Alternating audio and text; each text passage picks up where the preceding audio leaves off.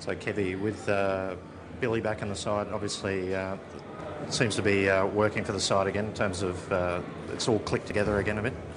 Yeah, I think Billy's coming back in the side's definitely helped, but I think all the 17 boys that are out there are really putting in for each other, and the last couple of weeks have been good, but tonight was pretty special. I thought the Broncos were outstanding as well. It's one of those games where unfortunately there can only be one winner, and fortunately for the Storm it was us tonight.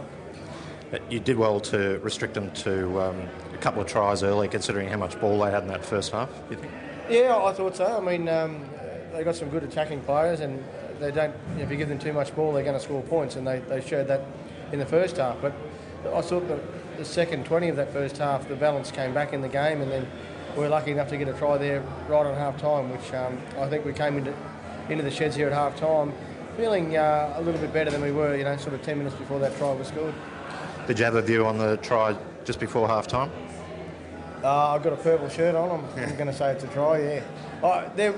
There may be a little bit of doubt there, but I think in those situations that you get the benefit of the doubt. People from the Broncos camp might say otherwise, but I thought it was a try. And that's got to be great preparation for you guys coming into the back end of the season in terms of it was very, very much a finals atmosphere and everything on the line tonight, wasn't it? Yeah, most definitely. I think both teams will get a lot out of that. I know we certainly will, and I'd imagine the Broncos would as well.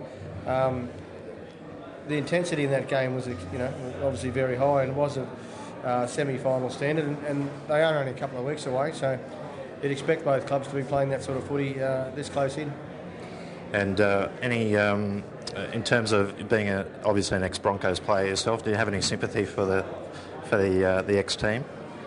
No, mate, no sympathy there. I mean, they're a good footy side, and I'm sure that they'll bounce back. But my work and all my focus is here with the Storm, and I'm very happy to come here and get the win. It's not an easy place to win at. A lot of teams have come up here and not been so successful, but our blokes were good enough tonight. It was a great performance. As I said before, it was probably didn't deserve to be a loser out there tonight, but fortunately enough, the Storm come home. Sort of given what's happened over the last couple of years, with not playing for points in 2010 and then sort of 2011 being straight off the back of that, do you feel the team will probably time its run a bit better this year in terms of the finals?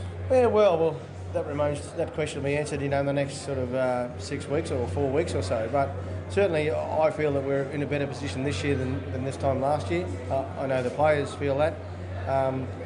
And I suppose all we can do now is just prepare well for next week against Cronulla, and then one more match against the Tigers. That match is away, and then we'll see where we are from there. What are your thoughts in terms of, do you feel you need will a home semi-final be of benefit to you this year, you think? Well, I'm not sure. I think it's nice just to make the semi-final, so I'm not sure what the cut-off point is, but as I said, compared to this time last year, I think we've got a little bit more running in our legs, but nothing much has changed. So, the next couple of weeks are going to be very important for the team. We get through them with some good football, and then we'll see what the new season begins with the semi-finals.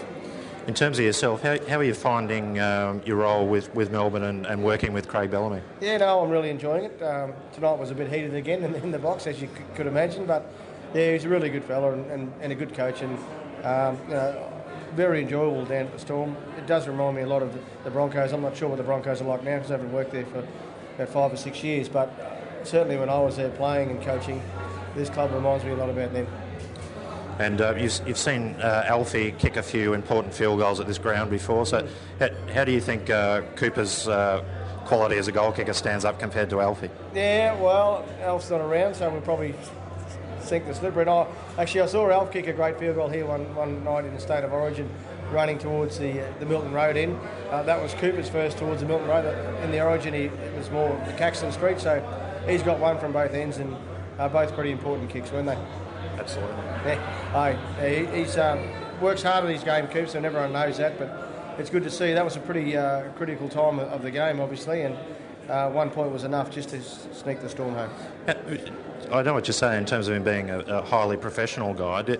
How much of his quality as a player do you think is due to that amount of hard work he puts in as a professional as compared to, say, his natural ability? Do you think, is he as naturally talented as some of the other players, or do you think a lot of it comes back to just the sheer amount of quality work he does. Oh no, he's very talented and got a lot of natural talent, but that's the same with a lot of rugby league players. I think what makes first grade is not so much circling in on Cooper here, but generally most NRL players are prepared to put in a lot of work to get where they are. There's a lot of kids with ability out there playing rugby league, but unless you're committed and really hone in on your skills and what you need to do, your talent could be wasted.